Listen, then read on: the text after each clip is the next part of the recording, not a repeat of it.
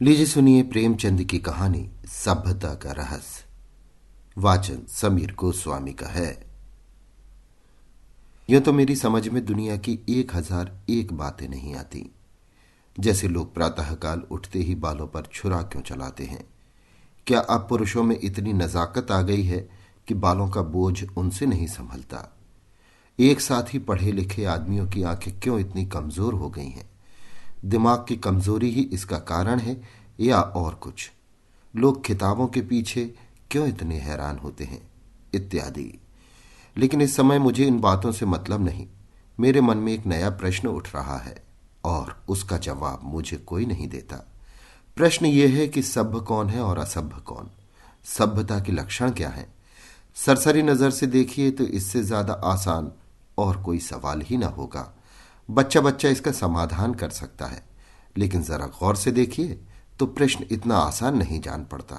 अगर कोट पतलून पहनना, टाई हैट कॉलर लगाना, मेज पर बैठकर खाना खाना, दिन में 13 बार कोको या चाय पीना और सिगार पीते हुए चलना सभ्यता है, तो उन गोरों को भी सभ्य कहना पड़ेगा जो सड़क पर बैठकर शाम को कभी कभी टहलते नजर आते हैं। शराब के नशे से आंखें सुर्ख, पैर लड़खड़ाते हुए रास्ता चलने वालों को अनायास छेड़ने की धुन। क्या उन गोरों को सभ्य कहा जा सकता है? कभी नहीं। तो ये सिद्ध हुआ कि सभ्यता कोई और ही चीज है। उसका देह से इतना संबंध नहीं जितना मन से। मेरे इन्हें गिने मित्रों में एक राय रतन किशोर भी हैं। आप बहुत ही सहृदय, बहुत ही उदार, बहुत शिक्षित और एक बड़े ओहदेदार हैं। बहुत अच्छा वेतन पाने पर भी उनकी आमदनी खर्च के लिए काफी नहीं होती। 1/4 वेतन तो बंगले ही की भेंट हो जाती है। इसलिए आप बहुधा चिंतित रहते हैं। रिश्वत तो नहीं लेते, कम से कम मैं नहीं जानता। हालांकि कहने वाले कहते हैं, लेकिन इतना जानता हूं कि वो भत्ता बढ़ाने के लिए दौरे पर बहुत रहते हैं। यहां तक कि इसके लिए हर साल बजट की किसी दूसरे मद से रुपए निकालने पड़ते हैं। उनके अफसर कहते हैं, इतने दौरे क्यों करते हो? तो जवाब देते हैं, इस जिले का काम ही ऐसा है कि जब तक खूब दौरे न किए जाएं, रियाया शांत नहीं रह सकती। लेकिन मजा तो ये है कि राय साहब उतने दौरे वास्तव में नहीं करते जितने कि आप रोज नामचे में लिखते हैं। उनके पड़ाव शहर से 50 मील पर होते हैं। खेमे वहां गड़े रहते हैं, कैंप के अमले वहां पड़े रहते हैं और राय साहब घर पर मित्रों के साथ गपशप करते रहते हैं। पर किसी की मजाल है कि राय साहब की नेक नियति पर संदेह कर सके। उनके सभ्य पुरुष होने में किसी को शंका नहीं हो सकती। एक दिन मैं उनसे मिलने गया। उस समय वो अपने घसियारे दमड़ी को डांट रहे थे। दमड़ी रात दिन का नौकर था, लेकिन घर रोटी खाने जाया करता था। उसका घर थोड़ी ही दूर पर एक गांव में था। कल रात को किसी कारण से यहां ना आ सका, इसलिए डांट पड़ रही थी। राय साहब, जब हम तुम्हें रात दिन के लिए रखे हुए तो तुम घर पर क्यों रहे? कल के पैसे कट जाएंगे। दमड़ी, हुजूर एक मेहमान आ गए थे, इसी से ना आ सका। राय साहब, तो कल के पैसे उसी मेहमान से लो। दमड़ी, सरकार अब कभी ऐसी खता ना होगी। राय साहब, बकबक मत करो। दमड़ी, हुजूर। राय साहब, 2 रुपए जुर्माना। दमड़ी रोता चला गया। रोजा बख्शाने आया था, नमाज गले पड़ गई। 2 रुपए जुर्माना ठुक गया। खता यही थी कि बेचारा कसूर माफ कराना चाहता था।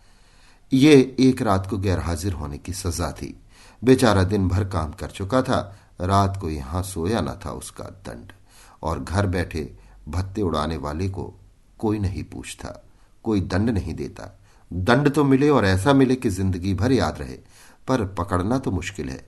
दमड़ी भी अगर होशियार होता तो जरा रात रहे आकर कोठरी में सो जाता, फिर किसे खबर होती कि वो रात को कहां रहा। पर गरीब इतना चंट न था।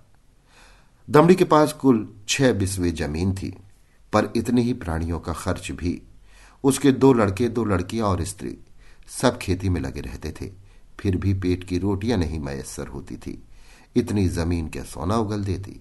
अगर सब के सब घर से निकल मजदूरी करने लगते तो आराम से रह सकते थे। लेकिन मौरूसी किसान मजदूर कहलाने का अपमान न सह सकता था। इस बदनामी से बचने के लिए 2 बैल बांध रखे थे। उसके वेतन का बड़ा भाग बैलों के दाने चारे ही में उड़ जाता था। ये सारी तकलीफें मंजूर थीं, पर खेती छोड़कर मजदूर बन जाना मंजूर न था। किसान की जो प्रतिष्ठा है वो कहीं मजदूर की हो सकती है, चाहे वो रुपया रोज ही क्यों न कमाए। किसानी के साथ मजदूरी करना इतने अपमान की बात नहीं। द्वार पर बंधे हुए बैल उसकी मान रक्षा किया करते हैं, पर बैलों को बेचकर फिर कहाँ मुंह दिखलाने की जगह रह सकती है। एक दिन राय साहब उसे सर्दी से कांपते देखकर बोले, कपड़े क्यों नहीं बनवाता? कांप क्यों रहा है? दमड़ी, सरकार पेट की रोटी तो पूरा ही नहीं पड़ती, कपड़े कहां से बनवाऊं? राय साहब, बैलों को बेच क्यों नहीं डालता? सैकड़ों बार समझा चुका, लेकिन ना जाने क्यों इतनी मोटी सी बात तेरी समझ में नहीं आती। दमड़ी, सरकार बिरादरी में कहीं मुंह दिखाने लायक नहीं रहूंगा, लड़की की सगाई ना हो पाएगी, टाट बाहर कर दिया जाऊंगा। राय साहब, इन्हीं हिमाकतों से तुम लोगों की ये दुर्गति हो रही है। ऐसे आदमियों पर दया करना भी पाप है। मेरी तरफ फिर कर बोले, क्यों मुंशी जी, इस पागलपन का भी कोई इलाज है? जाड़ों मर रहे हैं पर दरवाजे पर बैल जरूर बांधेंगे। मैंने कहा, जनाब ये तो अपनी अपनी समझ है। राय साहब, ऐसी समझ को दूर से सलाम कीजिए। मेरे यहां कई पुश्तों से जन्माष्टमी का उत्सव मनाया जाता था, कई हजार रुपयों पर पानी फिर जाता था, गाना होता था, दावतें होती थी, रिश्तेदारों को न्योते दिए जाते थे, गरीबों को कपड़े बांटे जाते थे। वालिद साहब के बाद पहले ही साल मैंने उत्सव बंद कर दिया। फायदा क्या?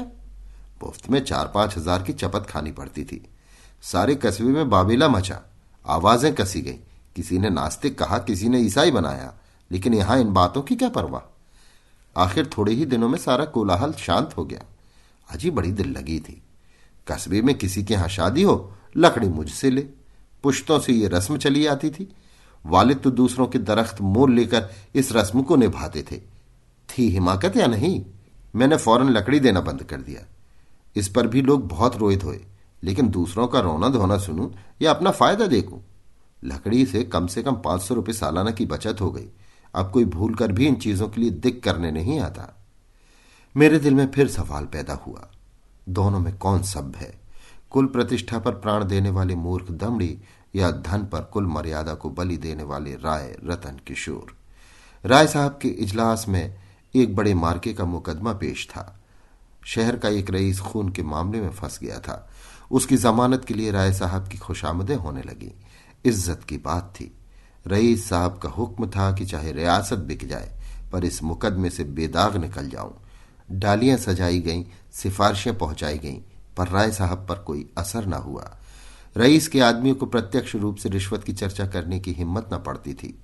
आखिर जब कोई बस न चला तो रईस की स्त्री से मिलकर सौदा पटाने की ठानी। रात के 10 बजे थे। दोनों महिलाओं में बातें होने लगीं। 20,000 की बात थी। राय साहब की पत्नी तो इतनी खुश हुई कि उसी वक्त राय साहब के पास दौड़ी हुई आई और कहने लगी, ले लो ले लो। राय साहब ने कहा, इतनी बेसब्र ना हो, वो तुम्हें अपने दिल में क्या समझेगी? कुछ अपनी इज्जत का भी ख्याल है या नहीं? माना कि रकम बड़ी है और इससे मैं एक बारगी तुम्हारे आए दिन की फरमाइशों से मुक्त हो जाऊंगा, लेकिन एक सिविलियन की इज्जत भी तो कोई मामूली चीज नहीं है। तुम्हें पहले बिगड़कर कहना चाहिए था कि मुझसे ऐसी बेहूदी बातचीत करनी हो तो यहां से चली जाओ, मैं अपने कानों से नहीं सुनना चाहती। स्त्री, ये तो मैंने पहले ही किया, बिगड़कर खूब खरी खोटी सुनाई, क्या इतना भी नहीं जानती? बेचारी मेरे पैरों पर सर रखकर रोने लगी। राय साहब, ये कहा था कि राय साहब से कहूंगी तो मुझे कच्चा ही चबा जाएंगे। ये कहते हुए राय साहब ने गदगद होकर पत्नी को गले लगा लिया। स्त्री, अजी मैं न जाने ऐसी कितनी ही बातें कह चुकी, लेकिन किसी तरह टाले नहीं टलती, रो रो कर जान दे रही है। राय साहब, उससे वादा तो नहीं कर लिया? स्त्री, वादा? मैं रुपए लेकर संदूक में रखाई, नोट थे। राय साहब, कितनी जबरदस्त अहमक हो, ना मालूम ईश्वर तुम्हें कभी समझ भी देगा या नहीं। स्त्री, अब क्या देगा? देना होता तो देना दी होती। राय साहब, हाँ मालूम तो ऐसा ही होता है। मुझसे कहा तक नहीं और रुपए लेकर संदूक में दाखिल कर दिए। अगर किसी तरह बात खुल जाए तो कहीं का न रहूं। स्त्री, तो भाई सोच लो, अगर कुछ गड़बड़ हो तो मैं जाकर रुपए लौटा दूं। राय साहब, फिर वही हिमाकत। अरे अब तो जो कुछ होना था वो हो चुका, ईश्वर पर भरोसा करके जमानत लेनी पड़ेगी। लेकिन तुम्हारी हिमाकत में शक नहीं, जानती हो ये सांप के मुंह में उंगली डालना है। अभी भी जानती हो कि मुझे ऐसी बातों से कितनी नफरत है, फिर भी बेसब्र हो जाती हो। अब की बार तुम्हारी हिमाकत से मेरा व्रत टूट रहा है। मैंने दिल में ठान लिया था कि इस मामले में हाथ न डालूंगा, लेकिन तुम्हारी हिमाकत के मारे जब मेरी कुछ चलने भी पाए। स्त्री, मैं जाकर लौटाए देती हूं राय साहब, और मैं जाकर जहर खा लेता हूं। इधर तो स्त्री पुरुष में ये अभिनय हो रहा था, उधर दमड़ी उसी वक्त अपने गांव के मुखिया के खेत से ज्वार काट रहा था। आज वो रात भर की छुट्टी लेकर घर गया था। बैलों के लिए चारे का एक दिन का भी नहीं है। अभी वेतन मिलने में कई दिन की देर थी, मोल ले न सकता था। घर वालों ने दिन को कुछ घास छीलकर खिलाई तो थी, लेकिन ऊंट के मुंह में जीरा, उतनी घास से क्या हो सकता था। दोनों बैल भूखे खड़े थे। दमड़ी को देखते ही दोनों पूछें खड़ी करके हुंकारने लगे। जब वो पास आ गया तो दोनों उसकी हथेलियां चाटने लगे। बेचारा दमड़ी मन महसूस कर रह गया। सोचा इस वक्त तो कुछ नहीं हो सकता, सवेरे किसी से कुछ उधार लेकर चारा लाऊंगा। लेकिन जब 11 बजे रात उसकी आंखें खुली तो देखा दोनों बैल अभी तक नांद पर खड़े हैं। चांदनी रात थी। दमड़ी को जान पड़ा कि दोनों उसकी ओर उपेक्षा और याचना की दृष्टि से देख रहे हैं। उनकी शुद्धा वेदना देखकर उसकी आंखें सजल हो आईं। किसान को अपने बैल अपने लड़कों की तरह प्यारे होते हैं। वो उन्हें पशु नहीं, अपना मित्र और सहायक समझता है। बैलों को भूखे खड़े देखकर नींद आंखों से भाग गई। कुछ सोचता हुआ उठा, हंसियां निकाली और चारे की फिक्र में चला। गांव के बाहर बाजरे और ज्वार के खेत खड़े थे। दमड़ी के हाथ कांपने लगे, लेकिन बैलों की याद ने उसे उत्तेजित कर दिया। चाहता तो कई बोझ काट सकता था, लेकिन वो चोरी करते हुए भी चोर न था। उसने केवल उतना ही चारा काटा जितना बैलों को रात भर के लिए काफी हो। सोचा अगर किसी ने देख भी लिया तो उससे कह दूंगा बैल भूखे थे इसलिए काट लिया। उसे विश्वास था कि थोड़े से चारे के लिए कोई मुझे पकड़ नहीं सकता। मैं कुछ बेचने के लिए तो काट नहीं रहा हूं, फिर ऐसा निर्दयी कौन है जो मुझे पकड़ लेगा, बहुत करेगा अपने दाम ले लेगा। उसने बहुत सोचा। चारे का थोड़ा होना ही उसे चोरी के अपराध से बचाने को काफी था। चोर उतना काटता जितना उससे उठ सकता। उसे किसी के फायदे और नुकसान से क्या मतलब। गांव के लोग दमड़ी को चारा लिए जाते देखकर बिगड़ते जरूर, पर कोई चोरी के इल्जाम में न फंसाता। लेकिन संयोग से हल्के के थाने का सिपाही उधर जा निकला। वो पड़ोस के एक बनिए के यहाँ जुआ होने की खबर पाकर कुछ ऐंठने की टोह में आया था।